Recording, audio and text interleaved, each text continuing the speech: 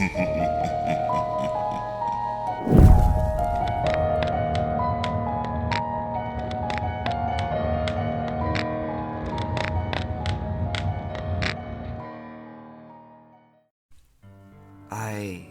just woke up and thought I should write this down before I forget. I haven't been sleeping that much lately, which is why I'm just now waking up. The paranoia and fear is just getting worse as the case goes on. I had this really weird dream. I was in a field. Just a field that you would normally think of when you think about fields. Trees everywhere with shrubs at their bases. There were some deer off in the distance, and I could hear birds chirping. The sun was shining. And as I stood there thinking about how this would be a good place to come and think, I started thinking about my childhood. I used to come to a field just like this and play with my dogs. They used to love to play fetch in the grass, and when it was really tall, they loved to sneak up on me or leap over the grass like gazelles. I thought it was a dream about that. But as soon as the sun vanished and the clouds covered the air, I knew that this was no dream but a nightmare, and one that was not about my dog-filled childhood. When the clouds covered the sky, the plants all died, the trees lost their leaves, the grass turned brown, the flowers wilted where they stood, the deer dropped dead, and the birds fell from the sky. There was a smell in the air that I can't even begin to describe. It was so disgusting, beyond disgusting, like rotten flesh and rotten eggs and rotten milk all combined together. And I watched as all the deer dropped to the ground, and I ran to them, thinking that there could be a way for me to help. But when I got there was nothing I could do. Their flesh was already rotting, and parasites had already come to claim the meat off their bones. Suddenly I heard a loud, low, groaning sound. It was coming from all around me. It sounded like it was coming from the trees.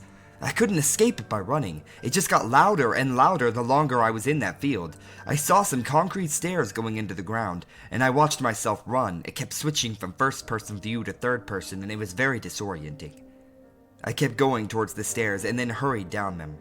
At the bottom of the stairs, there was a beat-up wooden door.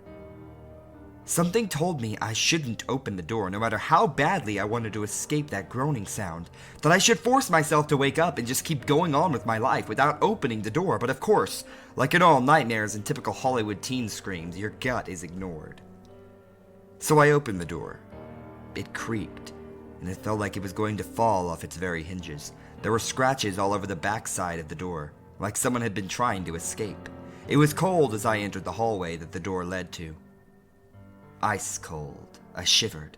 I didn't know if I was shivering from fear or from the cold. Either one was entirely plausible. I closed the door behind me, and the groanings stopped instantly. It was pitch black dark, but I walked down the hall anyways. I tried to move quickly, but my feet felt like they were made of lead. Felt like each step took 5 minutes just to take. It was driving me crazy. I put my hands on the wall to guide me. I felt inscriptions on the wall, but I couldn't tell what they said. I patted my pockets to see if my cell phone was there. It was, so I pulled it out of my pocket, and when I went to open it to shine light on the wall, it shocked me and I dropped it. I winced and shook my hand to get the pain to stop. I went to pick it back up off the ground, but it turned to dust as my hand touched it. The dust was unusually warm and more ashy than grainy. I stumbled forward, keeping my hands on the walls to guide me. I felt more inscriptions, but I wouldn't find out until later what they were. I felt a corner, and I slid my hands onto the cold wall in front of me. As I felt it, trying to find an escape, I felt a handle. I put my hand on it, tried to push or pull the door open, but it wouldn't budge. So I tried sliding it open, and that worked. It slid open with a loud bang. I walked into the room and slid the door closed behind me. The lighting was like a doctor's office, the kind of light that washes over your skin and makes it look blue. I always hated that light. The room looked like the morgue in the hospitals. In the middle of the room there was a metal table, shiny and eerily clean, like it had never been used. Along the walls there were drawers that you put dead bodies in. The room smelled strongly of sulfur. Next to the table there was a little cart with various surgery tools on it. I walked towards it carefully. Every step I took was deafening. I got to the table and picked up the first tool that I saw. A striker saw. My dad was a coroner, so he would always talk about that stuff at dinner, which I really didn't appreciate, The only time I did put up with it was whenever I was doing an internship for him when I was trying to decide what part of the police world I wanted to join. I started thinking about how I had to watch him use various saws to cut ribs open to get to the heart. I remembered the blood everywhere and dropped the saw on the ground, forgetting that I was holding it. It hit the leg of the cart and all the tools fell onto the ground. The metal clanked against the tiles of the ground. The sound was just as deafening as my footsteps had been, and when the sound stopped, I started to look around the rest of the room. It was back in third-person view. I watched myself wander around the room. My other self looked into the file drawers that weren't full of bodies. He pulled out some papers and looked at them.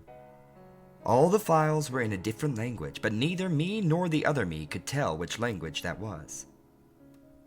I watched myself find a single paper in English talking about the Lake Bodom murders. I remember Googling the case a couple of years ago out of curiosity because one of my favorite bands was named after them. No one ever found out who committed them. Maybe Stitch was behind those attacks too. And then suddenly I was back in first person. As soon as I oriented myself, I started hearing banging and moaning.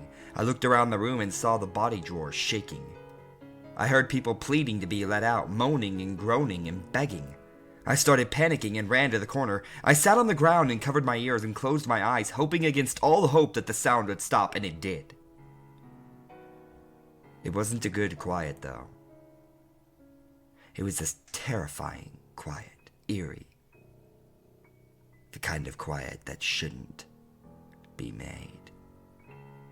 The quiet went on for what felt like forever until the loud groaning sound from the field started again. I walked to the sliding door, trying to find a way to escape it again. I opened the door but couldn't see anything. My eyes were still adjusting to the darkness in the hall, and once they did, I saw Stitch standing at the end of the hallway. You could only see one of his arms. He took a step forward, and then I could see him holding his chains behind his back. Are you trying to hide? Where am I? I asked. We are inside your memories, He replied. Why? because I want to ruin your best memories. I feed off of fear and anger. I killed the animals and turned the sky gray. Now, look behind you and see more fear. Stitch said, and all of a sudden there was the stench of rotten flesh and blood in the air. I turned around slowly. As I turned around, I slipped and hit my head on one of the counters. I put my hand on my head to ease the pain and closed my eyes. When I opened them, I looked at my hands and they were covered in blood. I looked around the rest of the room and the floor was flooded with blood. Papers covered the floor. I looked at the body drawers and saw all of them were open. The dead bodies inside them were sitting up on their metal beds, smiling with dead eyes and pale skin. One had a gunshot wound on his head and crusted blood around the edges. Another had his throat slit. Another was severely burned, his skin blackened. Their smiles were still and frozen, like mannequins, and I turned back to look at Stitch again. His arm was still bent back behind his back. Meet my latest victim, courtesy of you. He grabbed his chains with both of his hands. He jerked someone roughly, and as the mystery person went flying through the air, Stitch jerked him back by the neck, and even more roughly than before. It yelped and cried in pain. He landed right in front of Stitch. There was a chain around his neck. It could have come off, but there were spikes driven into his neck, keeping him in place. The holes in his neck kept oozing blood. His legs were broken off at the knee. His femur was sticking out. The skin and muscle were all torn, still bleeding. From the bottom lip to halfway down his neck, the skin was gone. The muscle was disturbingly red and bloody. It made me want to puke. It seemed like every pore in his body was blood oozing out of it. He was so beat up. Some of his teeth were missing, his hair was torn out in chunks, his arms and chest had gruesome scratches all over them. His eyelids were missing. His eyes were dried and shriveled.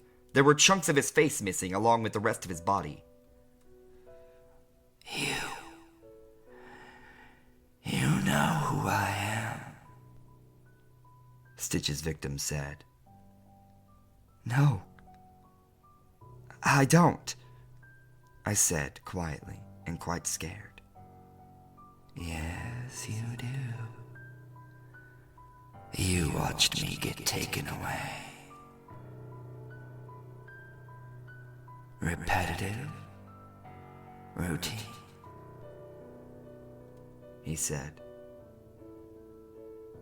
And then it hit me. I recognized his short, dark brown hair with its light curl. I felt a fit of tears coming and held them back. Suddenly, repetitive routine came loose and started bounding towards me. He ran on his fists like an ape, and while he ran, he screamed blood-curdling screams. Terrified, I stumbled back and ran as fast as I could to the corner of the morgue-like room. I slammed the door, and as soon as the sound rang through my ears, I woke up.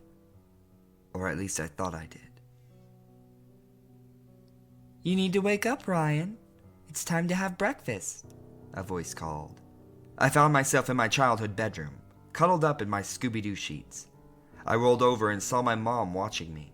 But before I could answer her, Stitch came up behind her. He loomed over her. He was wearing a blue button-up shirt with slacks. He put his hand on her shoulder, and she put hers over his. Hey, honey, I'm just trying to wake up Ryan, she said. Wake up, son. Stitch said. Stitch was playing the part of my dad, but my mom couldn't even tell that my dad wasn't there. She couldn't tell what was coming for her. Naked again, Stitch tore her skin off in one piece and danced with it, laughing. I was left frozen in terror, and even with her skin missing, my mom stood there smiling. After a little bit of dancing, he tore her skin in half. The back of her landed on the floor, and he held up the front in front of him. He put his eyes where hers should be, wore her like a mask. Good morning, baby. He said, mocking my mother's voice. He stuck his tongue through her lips and wiggled it around at me like a child and started laughing again, even louder. All the while my mother was standing there, all meat, just looking at me. Stitch dropped the rest of her skin on the ground and grabbed her veins from her ankles and wrists. He wrapped them together and swung her around, her feet touching her hands, and as he swung her around, her blood splattered all over the room. It flew onto my face and I nearly threw up. I tried to get off the bed and run away, but before I could reach the door, Stitch pushed me against the window. A piece of broken glass cut my back, leaving a huge scratch, and I woke up. For real then, drenched in cold sweat. I went to the bathroom before I started writing this. There's a scratch on my back. I'm going to go to the hospital now and get this checked out. I just thought of this though. My dad is still alive. Why was Stitch pretending to be him in my dream if he's still alive? Maybe I should go stay with him for a while. I know you guys have been wondering about Anna too. I still haven't heard from her. It's been a while now, a week and a half. I'm starting to get worried. She won't answer her phone, her emails. There isn't even anyone there when I go knock on her door. This is getting distressing. And I don't know what to do anymore.